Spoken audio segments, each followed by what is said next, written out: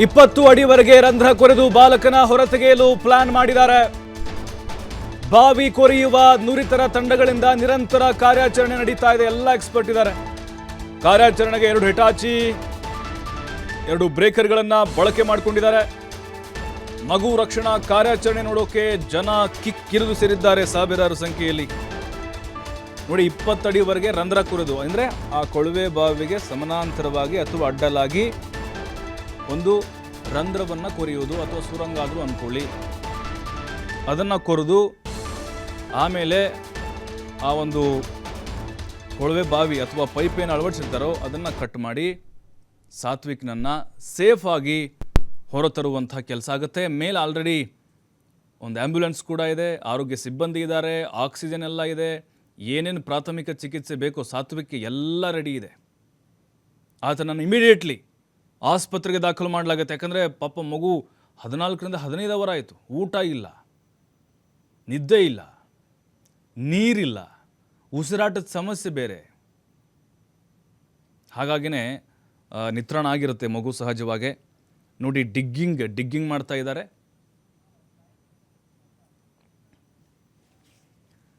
ಇನ್ನು ಸಾತ್ವಿಕ್ ಅವರ ತಾಯಿ ಬಹಳ ನೋವಿನಲ್ಲಿದ್ದಾರೆ. ನನ್ನ ಮಗು ಬದುಕಿ ಬಂದರೆ ಸಾಕಪ್ಪ ಅಂತ ಕಂಡವ್ರ ಹತ್ರ ಬೇಡ್ಕೊಳ್ತಾ ಇದ್ದಾರೆ. ಅವ್ರ ತಾಯಿಯವ್ರನ್ನ ನಮ್ಮ ಪ್ರತಿನಿಧಿ ಸಿದ್ದಪ್ಪ ಮಾತಾಡ್ಸಿದ್ದಾರೆ, ನೋಡೋಣ.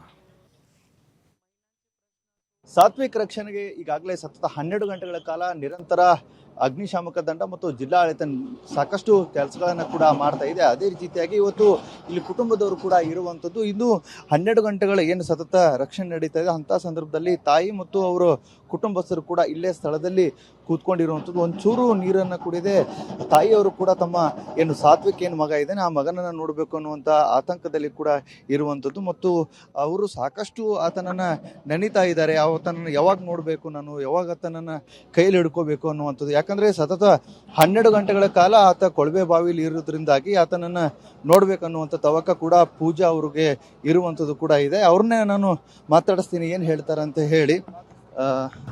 ಮೇಡಮ್, ನಿಮ್ಮ ಮಗು 12 ಗಂಟೆಗಳ ಕಾಲ ಆಯಿತು ಅಲ್ಲೇ ಇರುವಂಥದ್ದು, ಹೇಗಾಗ್ತದೆ ಅಂತ? ನನ್ನ ಮಗ ನನ್ನ ಜೀವಂತಾಗ ಹೊರಗೆ ಬಂದ್ರೆ ಸಾಕಾಗ್ಯದ್ರಿ. 5:30 ಗಂಟೆ ಆಗೈತ್ರಿ. ಅವ್ರು ಇನ್ನೊಬ್ರು ಇದಾರೆ, ಅವ್ರನ್ನೇ ಮಾತಾಡ್ತಾ ಹೋಗೋಣ. ಈಗ ನಿಮ್ಮ ಊರವ್ರೆ ಸಾಕಷ್ಟು ವಿಶೇಷ ಪೂಜೆನ ಕೂಡ ಮಾಡ್ತಾ ಇದ್ದಾರೆ. ಎಲ್ಲ ಮಾಡ್ಯಾರ್ರಿ, ದೇವ್ರ ಪೂಜೆ ಮಾಡ್ಯಾರ್ರಿ, ಸಿದ್ದಾಪುತ್ತಾಗ ಅಭಿಷೇಕ ಮಾಡಿ ಬಂದಾರ್ರಿ, ಎಲ್ಲ ಮಾಡ್ಯಾರ್ರಿ. ಇಟ್ಟೆಲ್ಲ ಮಂದಿ ಎಲ್ಲ ಕಟ್ಬಿಟ್ಟು ಬಿಡ್ಲಿಕತ್ತಾರ, ಎಲ್ಲ ಎಲ್ಲೆಲ್ಲಿಯವ್ರು ಬಂದು ಒಟ್ಟು ಎಲ್ಲಾರಿಗೆ ಪುಣ್ಯ ಹತ್ತಲ್ರಿ. ಕೂಸ್ ಆರಾಮಾಗಿ ಬರ್ಲಿ, ಅದೇ ಒಂದು ನಮ್ಗೆ ಭಾಳ ದೇವ್ರಿಗೆ ಬೇಡ್ಕೋತೇವೆ ನೋಡ್ರಿ ಸಿದ್ದಾಪುತ್ತಾಗ. ಈಗ ಅವರು ಹೊಟ್ಟಿಗೆ ಯಾವಾಗ ಏನಿಲ್ರಿ, ಹೊಟ್ಟಿಗೆ ಹಾಲು ಯಾವಾಗ ಕೊಡ್ದವ ಯಾವಾಗಿಲ್ಲೋ. ಅವ್ರ ಅವ್ವನ ನಮ್ಮ ಅಕ್ಕನ ಇದ್ದಿದ್ದಿಲ್ರಿ ಮನೆಯೊಳಗೆ, ಅವರು ಲಗ್ನಕ್ಕೆ ಹೋಗಿದ್ರಿ. ಆಕಿ ಅವಿ ಒಬ್ಬಕಿನ ಆಗ್ಯಾಳ. ಹಿಂಗಾಗಿ ಆಕಿಗೆ ಏನೋ ಸುಧಾರಿಸಿಲ್ಲ ರೀ. ಹುಡುಗ ಅವ್ರ ಅಪ್ಪನ ಬೆಲೆ ಆಡ್ಲಕತ್ತಂದು ಬಿಟ್ಟಾಡ್ರಿ ಹೊರ್ಗೆ.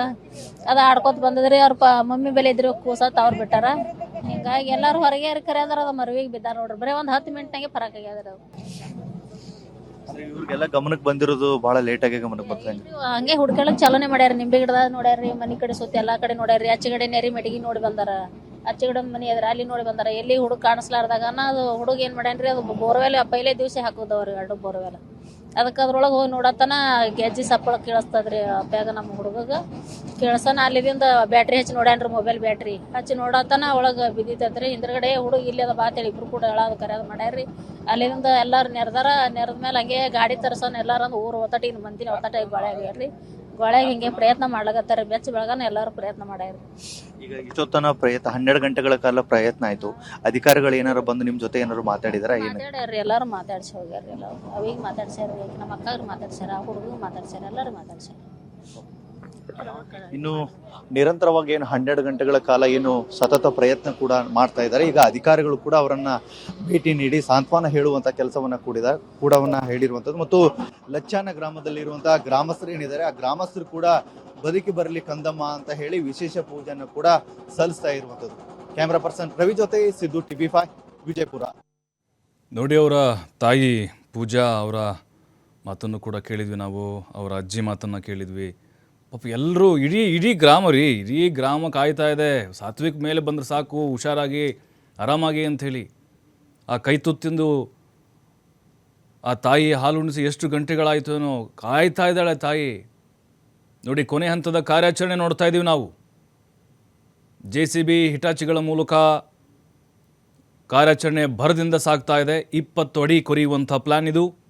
20 ಅಡಿ ಕೊರೆದು ಅಂದರೆ ಆ ರಂಧ್ರ ಅಥವಾ ಸುರಂಗವನ್ನು ಕೊರೆದು ಸಮಾನಾಂತರವಾಗಿ ಅಲ್ಲಿ ಸಾತ್ವಿಕಿರುವಂಥ ಪ್ಲೇಸ್ ಎಲ್ಲವನ್ನು ಕೂಡ ಆಪರೇಟ್ ಮಾಡಲಾಗ್ತಿದೆ ಕ್ಯಾಮ್ರಾ ಮೂಲಕ. ಆಕ್ಸಿಜನ್ ಪೂರೈಕೆ ಆಗ್ತಾ ಇದೆ.